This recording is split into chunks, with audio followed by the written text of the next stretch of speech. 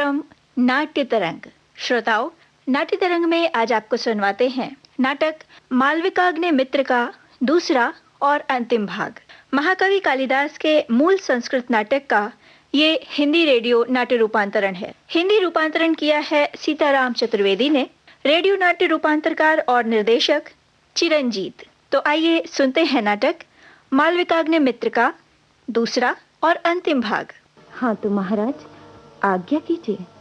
देखो सुंदरी, बहुत दिनों से इसी अशोक की तरह मुझ में भी थैरी के फूल नहीं आ रहे, इसलिए आज तुम अपने स्पर्श का अमृत पिलाकर अपने इस अनन्य प्रेमी के मन की भी साथ पूरी कर दो। हाँ हाँ मालविका, पूरी कर दो इनके मन की साथ। कौन? रानी इरावती। अशोक में तो अभी फूल नहीं आए हैं, पर ये महाराज तो अभी से फूले जा रहे हैं। ये मालविका तो जैसे गूंगी हो गई है। मैं पूछती हूँ तो चुप क्यों है? मित्र, अब क्या किया जाए? जल्दी से पाँव का सहारा लिया जाए महाराज। अरे बकुला बालिका, तूने ये दूती का अच्छा काम अपने ऊपर लिया है। अब कराना आर्यपुत्र की साथ पूरी। देवी, आप तो व्यर्थ ही हम पर क्रोध कर रही हैं। भला हम कौन होती हैं महाराज की साथ पूरी करने वाली? आओ मालविका, हम चलें। चलो। ओह, इन पुरुषों पर भूल कर भी कभी विश्वास नहीं करना चाहिए। मैं अब तक आर्यपुत्र की चिकनी चुपड़ी बातों पर विश्वास करती रही। ओह, मैं क्यों इनके प्रेम जाल में फंसी? महाराज, अरे महाराज, कुछ तो बात बनाइए। रंगे हाथों पकड़ा गया चोर भी कह देता है मैं चोरी करने के लिए सिर नहीं लगा रहा था। मैं तो ये देखना चाहता था कि आया मैंने दीवार फोड़ने की विद्या ठीक ठीक सीख ली है या नहीं। सुंदरी, मालविका जैसी दासी से भला हमें क्या लेना देना? तुम्हारे आने में देर हो रही थी, इसलिए थोड़ा मन बहलाने के लिए हम। जी हाँ, आप एकदम सच कह रहे हैं।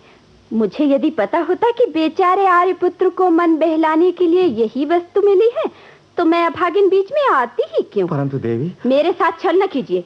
वहाँ आड़ में खड़े होकर मैंने सब कुछ देखा भी और सुना भी। ओह, मुझसे निश्चय अपराध हुआ, क्षमा कर दो। शांत हो जाओ देवी, मैं तुम्हारे पांव पड़ता हूँ। अब मान भी जाओ ना। ये मालविका के पैर नहीं जो आपके मन की साथ पूरी कर देंगे। आने पुड़िका, हम चलें यहाँ।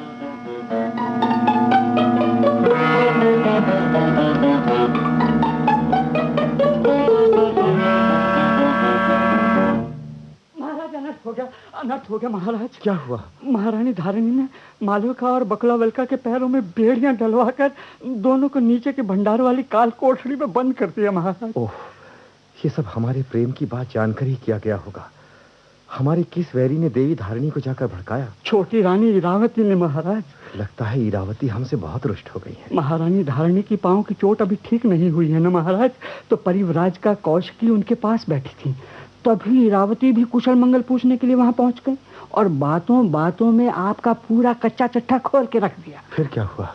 अब क्या होना था महाराज, मालविका और बकुला वल्का को बंदी बनाकर नाग कन्याओं के समान ऐसे पाताल में भेज दिया जहां सूर्य की किरणें भी नहीं पहुंच पाती महाराज। ये तो बहुत बुरा हुआ। कहो मित्र, उन्हें छुड़ाने का कोई उपाय हो सकता है या नहीं? अब उपाय क्या होगा महाराज? निचले भंडार की पहरेदार को महारानी धारिणी ने कह दिया है कि उन दोनों अभागिनों को बिना उनकी अंगूठी देके कभी ना छोड़े। अब महारानी की वो अंगूठी कैसे हाथ लगे महाराज? मित्र, कोई युक्ति तो लड़ाओ। युक्ति महाराज, महारानी की अंगूठी में नाग मुद्रा जड़ी हुई है ना? हाँ। तो उपाय मिल गया महाराज, मिल गया। कोई छिपकर सुन रहा हो, कान में सुनिए। मैं नाग को बांध करके नाग मुद्रा लेके तो उसके अंदर से। ओह जियो मित्र, बहुत बढ़िया उपाय सोचा तुमने। बस अब देर न करो। तो आप महारानी धारिणी के पास जाइए। वे इस समय पवन गृह में दासियों से घिरी पलंग पर बैठी परिव्राजका से कथा सुनकर मन बहला रही हैं। तो हमारे लिए वहां जाने का ये अच्छा अवसर है। इस प्रतिहारी जयसेन को सब समझा दो। अभी समझा देता हूँ महाराज, आप वहां पहुंचिए। जयसेन, इधर आओ। कहिए आर्य गौतम। कान में सुनो। जय हो, आर्यपुत्र की जय हो। विराजिए, आपकी विजय हो देव। प्रणाम भगवती। कहो देवी, पाँव की पीड़ा कुछ कम हुई? आज तो कुछ कम है देव। अरे शियारी गौतम घबराया हुआ इधर चला रहा है। हाथ का अंगूठा इसने जनेऊ से क्यों बांध रखा है? महाराज मर गया। मुझे बताइए महाराज, मुझे सांप ने काट लिया महाराज। ओह, ये तो बहुत बुरा हुआ। प्रतिहारी, भागकर वैद्य ध्रुव सिद्धि को बुला लाओ। जैसी देव की आज्ञा।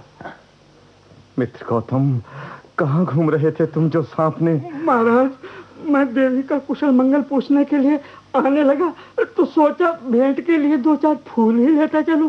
मैं प्रमद वन चला गया। वहाँ फूल तोड़ने के लिए दाहिना हाथ बढ़ाया ही था कि काल सरी के सांप ने मुझे डस लिया महाराज। ये देखिए अंगूठे पर उसके दांतों के चिन्ह। हाय हाय, मेरे ही कारण बेचारे ब्राह्मण के प्राण संकट में पड़े हैं। अरे फांसी काल ने मुझे दबोच लिया। घबराओ मत, हो सकता है कि सांप विषैला न हो। करता जा रहा है, सारे शरीर में फैलता जा रहा है। हाँ, इसकी तो दशा बिगड़ती जा रही है। अरे कोई संभालो इस दीन ब्राह्मण को। अरे गौतम, तनिक संभलिए, धीरज से काम लीजिए। महाराज, मैं आपका पाल सका हूँ, सिनाते मेरे बाद मेरी निपुती माँ की देखभाल कीजिएगा। ये क्या कह रहे हो मित्र? अभी वैद्य आकर तुम्हें अच्छा कर देगा। महाराज, वैद्य जी ने कहा है कि आज गौतम का उपचार उनके चिकित्सालय में ही हो सकेगा। इन्हें वहां ले जाना होगा महाराज। तो संभाल कर इन्हें वहां ले जाओ। देव की कैसी आज्ञा। देव, कौन जाने मैं जीव या मरूं, सेवा करते हुए मुझसे जो कुछ भूल चूक हुई हो वो क्षमा कीजिएगा। नहीं नहीं आर्य गौतम, भगवान करे तुम बहुत दिन जियो। याद आया महाराज, वैद्य जी ने कहा है कि जलखत विधान द्वारा किसी ऐसी वस्तु से इनका विष उतारा जाएगा जिसमें नाग मुद्रा जड़ी हुई हो। क्या कोई ऐसी वस्तु मिल सकती है? मेरी इस अंगूठी में नाग मुद्रा जड़ी हुई है। ये ले जाओ, काम हो जाने पर मुझे लौटा देना। देवी की जैसे आज्ञा। आइए गौतम, जैसे ये अंगूठी मुझे दो। कुछ देर बाद मंत्री जी का बहाना करके महाराज को बाहर बुला लाना और फिर यथाशीघ्र उन्हें गुप्त मार्ग से प्रमदवन में पहुंचा देना, समझे?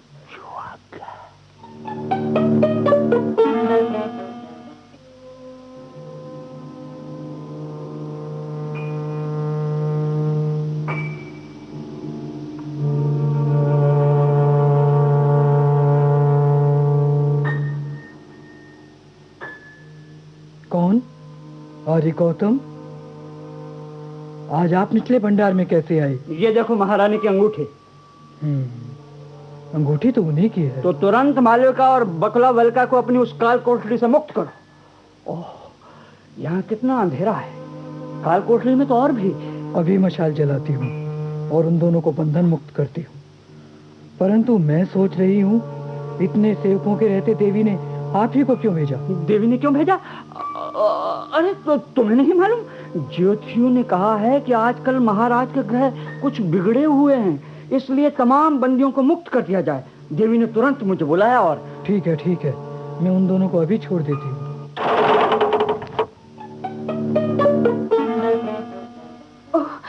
आप धन्य है आर्य गौतम, परंतु आपने ये खेल कैसे खेला? ये मैं फिर बताऊंगा बकला वल्का। इस समय तुम मालविका को गुप्त मार्ग से समुद्र गृह में ले जाकर प्रतीक्षा करो। मैं महाराज को ढूंढकर वहीं लाया। जो आज्ञा।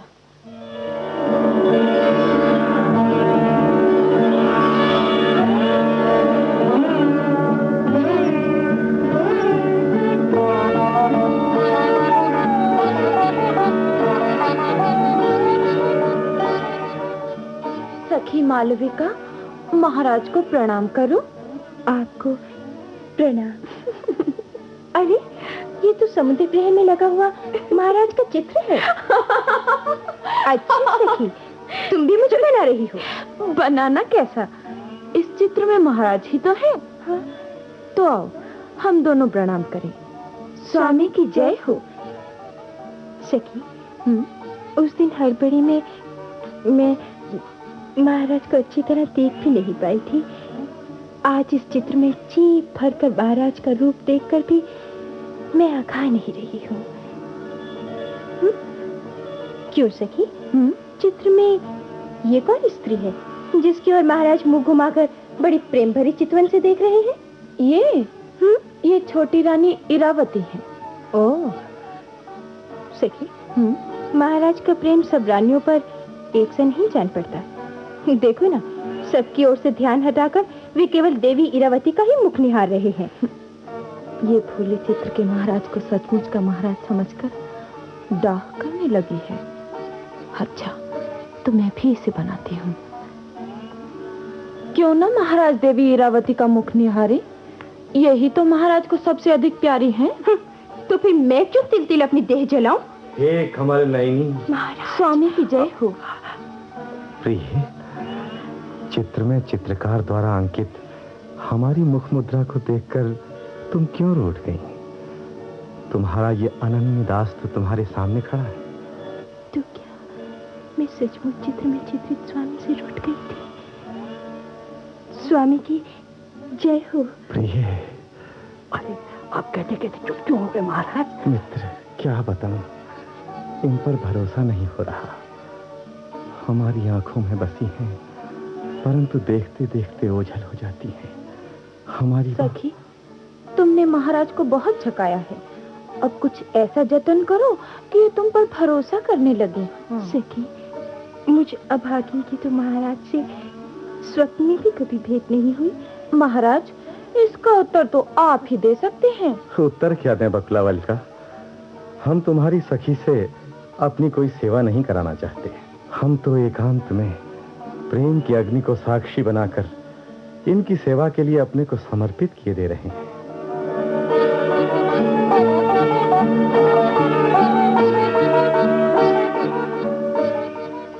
अरे बकुला वालिका, उधर देख, उस नन्हे अशोक के पत्तों को वो हिरन चले जा रहा है। आ उसे भगाने चलिए। महाराज घबराइए नहीं, मैं इस समुद्र गृह के द्वार पर हूँ।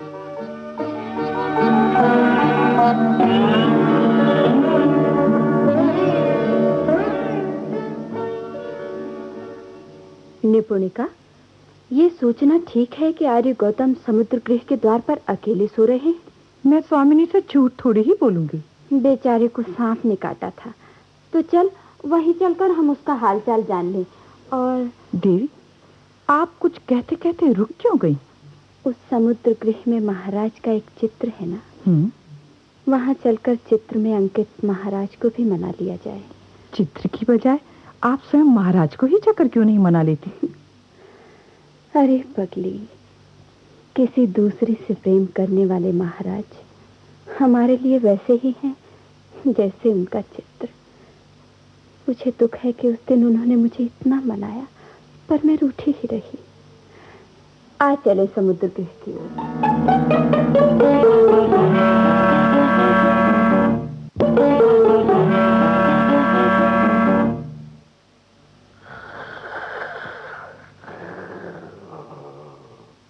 देवी, वो देखिए, आर्य गौतम सांड की तरह समुद्र गृह के द्वार पर बैठे बैठे सो रहे हैं। बेचारे की कैसी दशा है। लगता है विष का विकार अभी पूरी तरह दूर नहीं हुआ। पर इनके मुंह पर जो प्रसन्नता झलक रही है, उससे तो ऐसा नहीं लगता। हे देवी मालविका। सुना स्वामिनी, यह गौतम पेट तो भरता है आपके दिए लड्डुओं से, और स्वप्न में नाम रट रहा है मालविका का। मालविका, तुम छोटी रानी इरावती से भी ऊंचा स्थान पाओ। ये कृतघ्न बामन। ठहरिए, आइए हम दोनों उस खंबे की ओट में छिप जाएं। अब यहाँ से मैं इस डरपोक बामन पर ये सांप जैसी टेढ़ी लकड़ी फेंकती हूँ। ये महाराज बताइए, महाराज बताइए, मुझ पर सांप आ गया। महाराज डरो मत मित्र, मैं आ रहा हूँ। उधर न जाइए। अच्छा, तो ये बात है समुद्र गृह में महाराज और मालविका। अरे ये तो लकड़ी है। मैं समझा था कि केतकी के कांटों से सांप के दांतों के झूठ मूठ चिन्ह बनाकर मैंने सांप पर जो कलंक लगाया था उसी से मुझे दंड देने के लिए सचमुच का सांप आ गया। मैं बेकार ही डरा। मैं कहाँ है सांप? महाराज आगे न जाइए, वहाँ एक कुटिल सांप छिपा बैठा है। महाराज रुकिए। कहिए, दिन में मिलने वाले इस प्रेमी युगल के मन की साथ पूरी हो गई। कौन? देवी इरावती? सखी बकुलावलिका, ये कैसा है? बकुलावलिका, तुझे बधाई है। दूती के रूप में तूने इन दोनों को मिलाने का जो संकल्प किया था वो आज पूरा हो गया। परंतु मैं पूछती हूँ, तुम दोनों को बंदी गृह से छुड़ाया किसने? निपुणिका, भागकर महारानी धारिणी के पास जा और पूछ के ये सब हुआ कैसे। जो आ गया। ओह, ये तो सब गड़बड़ घोटाला हो गया। पिंजरे से छूटा हुआ कबूतर पिंजरे के सामने आके रहा। देवी, इन दोनों को हमने ही बंदी गृह से छुड़वाया है। उत्सव के दिन अपने सेवकों को बंदी बनाना उचित नहीं है ना? देवी, क्या बात है निपुणिका, तू लौट आई? रास्ते में मुझे निचले भंडार की पहरेदार मिल गई। उसने बताया, आइए इधर कान में सुनिए। सखी बकुलावलिका, मुझे तो बहुत डर लगता है, पता नहीं क्या होने वाला है। अच्छा, तो ये सब इस बामन की करतूत है। क्यों प्रेम नीति के मंत्री महोदय? देवी, यदि मैं नीति का ज्ञाता होता तो क्या मैं महाराज को ऐसे फंसने देता? मैं सब समझती हूँ। मैं अभी महारानी धारिणी के पास जाती हूँ और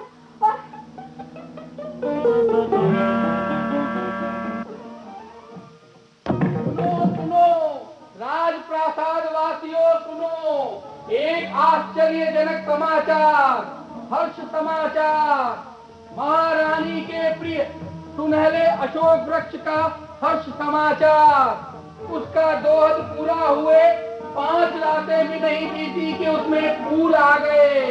अपने सुनहले अशोक के फूलने पर महारानी अत्यंत प्रसन्न है। आज वे प्रमदवन में महाराज को बुलाकर सुनहले अशोक के फूलने का उत्सव मनाएंगी।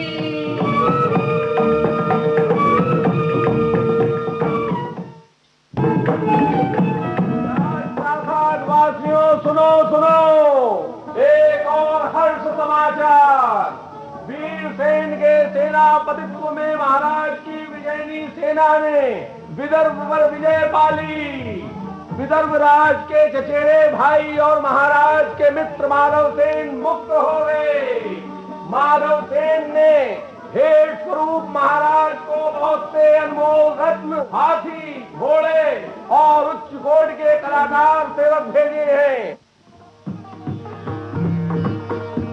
विदिशापति विदर्भ विजेता महाराज अग्निमित्र की जय। लक्ष्मी हरि विदर्भ की ऐसे विदिशा नाथ, जैसे रुक्मणी हरण था किया द्वारिका नाथ। शुंग कुलभूषण विदिशापति महाराज अग्निमित्र प्रमदवन उत्सव में पधारे। शुंग कुलभूषण विदिशापति महाराज अग्निमित्र प्रमदवन उत्सव में पधार रहे हैं।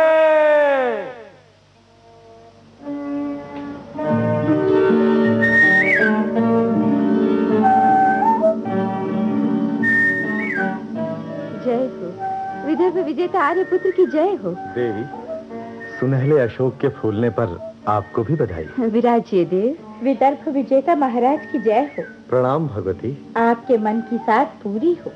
आर्यपुत्र, फूलों से लदे इस सुनहले अशोक की शोभा निहारिए।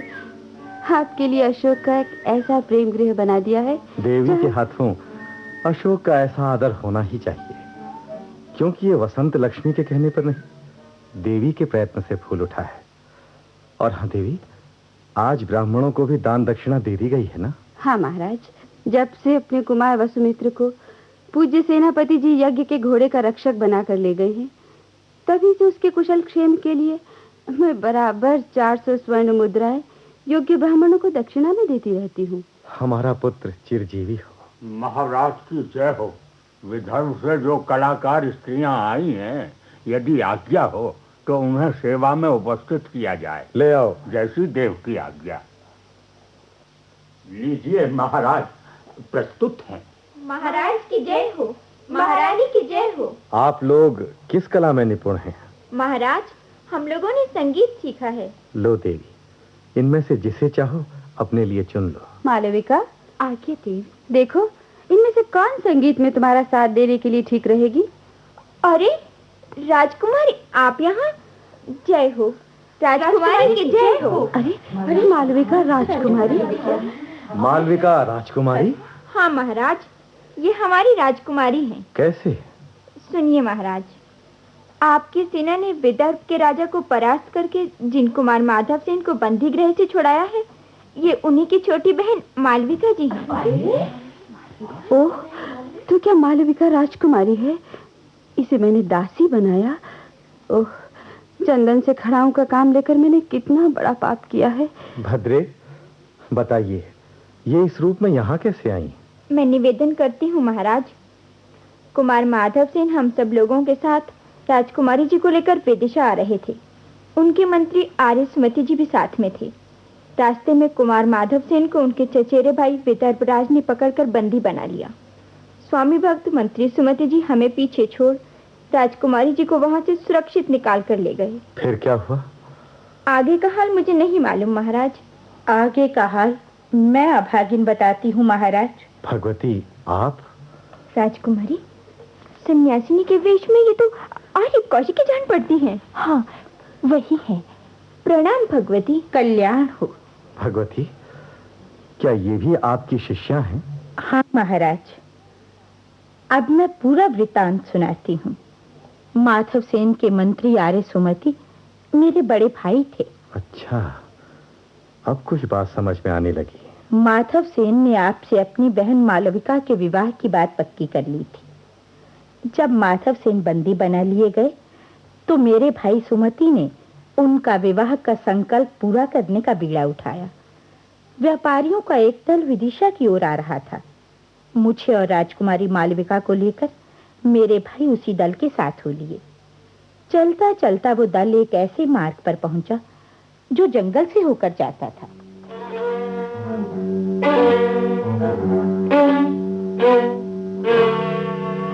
मंत्री जी, ये तो बड़ा ही भयानक जंगल है। यहाँ तो दिन में जैसे रात हो गई हो। डरिए नहीं राजकुमारी जी, हमारे दल के साथ सशस्त्र सैनिक हैं। भैया, आप भी तो। मेरे जीते जी राजकुमारी जी, रंच मात्र भी भय नहीं होना चाहिए आपको। अरे ये क्या हुआ? क्या सब लोग एकाएक रुक क्यों गए? जान जारी है, वो अपना सब सामान और धन चुपचाप यहाँ रख दो। वही हुआ ना जिसका भाई था, ठाकुर ने खेल दिया है। डरिए नहीं, सैनिकों की सहायता से मैं अभी इन डाकुओं को भगाता हूँ।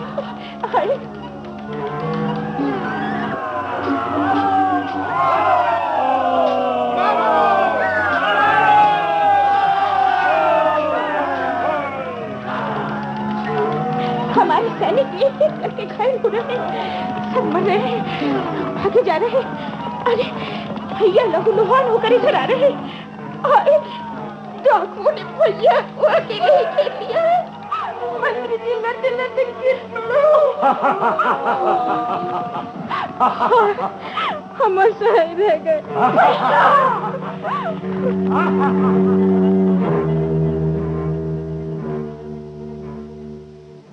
और इस प्रकार मेरे भाई आर्य सुमति ने प्राण देकर अपने स्वामी का भार चुका दिया। उस दुख के आघात से मैं मूर्छित हो गई। जब मुझे चेतना आई तो राजकुमारी मालविका वहां नहीं थी। दुख संताप से टूटकर मैं सन्यासिनी बन गई और आपके राज्य में चली आई। बाद में ये मालविका भी यहाँ दासी के रूप में आ गई। इनसे पता चला कि इन्हें आपके सीमांत रक्षक वीर सेन ने डाकुओं के चंगुल से छुड़ाकर यहाँ महारानी के पास भेज दिया है। ओह, विपत्ति आने पर मनुष्य का कितना अनादर हो जाता है। जो सती कहलाने योग्य रानी थी, उससे दासी का काम लिया गया। भगवती कौशिकी, मालविका ऊंचे घराने की कन्या है। ये बात छिपाकर आपने अच्छा नहीं किया। ऐसा न कहिए महारानी, मैंने सोच समझकर ही इस रहस्य को इतने दिन छिपाए रखा। जब इनके पिता जीवित थे तो एक साधु महात्मा ने भविष्यवाणी की थी। वो क्या? उसने कहा था इस कन्या को 1 वर्ष तक दासी बनकर रहना पड़ेगा। उसके पश्चात इसका विवाह बड़े ही योग्य और प्रतापी पुरुष से होगा। जब मैंने देखा कि ये भविष्यवाणी आपके चरणों की सेवा करते हुए पूरी हो रही, तो मैं चुप्पी साधे रही। और महाराज की जय हो। मंत्री परिषद ने पूछा है कि जीते गए विदर्भ देश की कैसी व्यवस्था की जाए। हम चाहते हैं कि विदर्भ देश यज्ञसेन और माधव सेन में आधा आधा बांट दिया जाए। दोनों भाई अलग अलग वैसे ही सुख से राज करें जैसे सूर्य और चंद्रमा रात और दिन को आपस में बांटकर अलग अलग चमकते हैं। जाओ, मंत्री परिषद को हमारी ये इच्छा बता दो। जो महाराज की इच्छा। राजकुमारी, ये तो बहुत अच्छा हुआ। आपके भाई राजकुमार को महाराज ने आधी रात्रि का शासक बना दिया है। उनके प्राण बच गए, यही बहुत है। महाराज की जय हो। आपके पिता पूज्य सेनापति पुष्यमित्र का ये पत्र आया है। पिताजी का पत्र? लाओ देखें। ओह, मेरा जीव इसे सुनने को छटपटा रहा है। मेरे बेटे वसुमित्र का भी इसमें समाचार होगा। पूज्य सेनापति जी ने उसे यज्ञ के अश्व का रक्षक बनाकर बड़ा ही संकटपूर्ण कार्य सौंप रखा है। महाराज, पढ़िए ना ये पत्र। पिताजी हमें लिखते हैं, अश्वमेध यज्ञ का संकल्प करके हमने जो घोड़ा 100 राजपुत्रों सहित कुमार वसुमित्र के संरक्षण में 1 वर्ष की अवधि बांधकर मुक्त छोड़ा था, वो सिंधु नदी के दक्षिण तट पर पहुंचकर चल रहा था। उसे यवनों ने पकड़ लिया। फलतः हमारी और शत्रु सेना में घोर युद्ध हुआ। फिर क्या हुआ? फिर वीर वसुमित्र ने शत्रु सेना को परास्त करके हमारा घोड़ा छुड़ा लिया। जैसे पौत्र अंशुमान द्वारा छुड़ाकर लाए गए अश्व से राजा सगर ने यज्ञ किया था, वैसे ही अब हम अपने पौत्र द्वारा वापस लाए गए अश्व से यज्ञ कर रहे हैं। अतएव तुम प्रसन्न चित्त हो, बहुओं के साथ यज्ञ देखने के लिए तुरंत चले आओ। पिताजी की बड़ी कृपा है जो हमें बुलाया। महाराज, महारानी, पुत्र की विजय के लिए आप दोनों को बधाई। देवी, अब तक आप वीर पत्नियों की ही सिरमौर थी। आज से आपको वीर माता होने का भी गौरव मिला। भगवती, मुझे तो प्रसन्नता है कि मेरा पुत्र पिता के समान ही पराक्रमी निकला। आज हम बहुत प्रसन्न हैं। मौत गल, जाओ यज्ञसेन के साले समेत सभी बंदियों को मुक्त कर दो। जयसेन, क्या देवी? रनिवास की सभी रानियों को हमारे पुत्र की विजय का समाचार दो। और हाँ, देवी इरावती से निवेदन कर देना कि अशोक के फूलने पर मालविका को मुंह मांगा पुरस्कार देने का मैंने वचन दिया था। मैं वो वचन पूरा करना चाहती हूँ। वे कोई विघ्न न डालें। देवी की जैसी आज्ञा। मालविका, इधर आओ। प्रस्तुत हो देवी।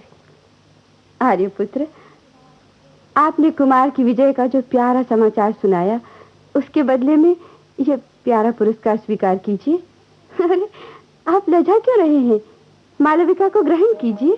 देवी, महाराज तो लोक व्यवहार दिखा रहे हैं। ऐसे अवसर पर सभी नए दूल्हे लजाया ही करते हैं।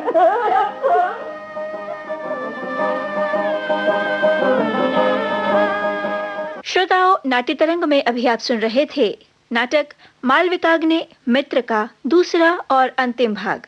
ये नाटक महाकवि कालिदास के मूल संस्कृत नाटक का हिंदी रेडियो नाट्य रूपांतरण था। हिंदी रूपांतरकार थे सीताराम चतुर्वेदी, रेडियो नाट्य रूपांतरकार और निर्देशक चिरंजीत। आकाशवाणी दिल्ली की इस प्रस्तुति के साथ ही अब आज का नाट्य तरंग कार्यक्रम समाप्त होता है।